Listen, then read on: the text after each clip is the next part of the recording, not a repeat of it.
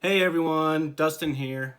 Today I'm going to be teaching you all how you can start sandcasting at home. So let's get started. We'll start by making the Foundry. Here I'm using a 5-gallon bucket to mix together equal parts of plaster and sand. I'm using my hand to work out all the clumps and gradually adding plaster to get the consistency that I want.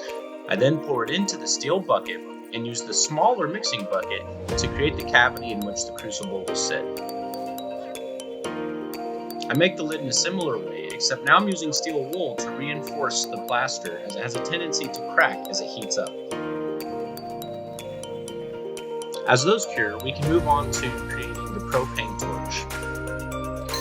I start by drilling and tapping a hole into a brass plug in which the nozzle will be attached. I'm now grinding down the four sides of this steel coupling flat. You'll see why this is important in just a bit. I'm now drilling and tapping 4 quarter-20 holes into this steel reducer. The steel coupling previously seen will be located in the center of this steel reducer. 4 quarter-20 bolts will be used to locate this nozzle subassembly as close to center as possible. Looks pretty good to me. Now it's time to melt some metal. After I've got the molten aluminum, I scoop off the impurities in the form of dross from the surface and pour it into a cast iron pan. These ingots are now ready for further processing. For my first pour, I wanted to keep it simple and I wanted to use an open-faced system.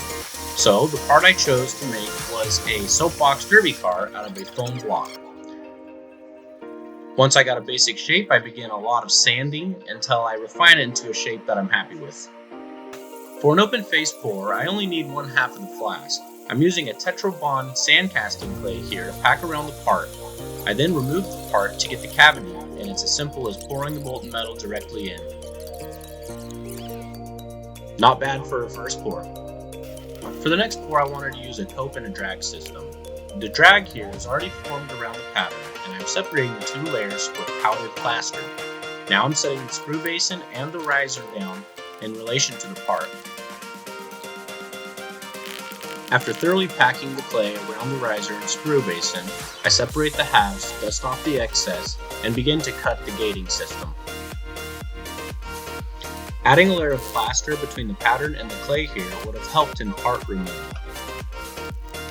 After realigning the cope and drag, it's time to pour the metal until I see the metal come up the riser.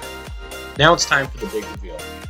Overall, I think this part came out pretty decent, but there was a void left right here, probably due to the narrow riser. I was really impressed with the surface finish of this product. It's worth noting that I did an open-face pour with the same thing, and the surface finish is much poorer in quality. I made a ton of mistakes during the process here, but I had a lot of fun learning from them, and I know that this is just the beginning of my sandcasting. Thanks for watching.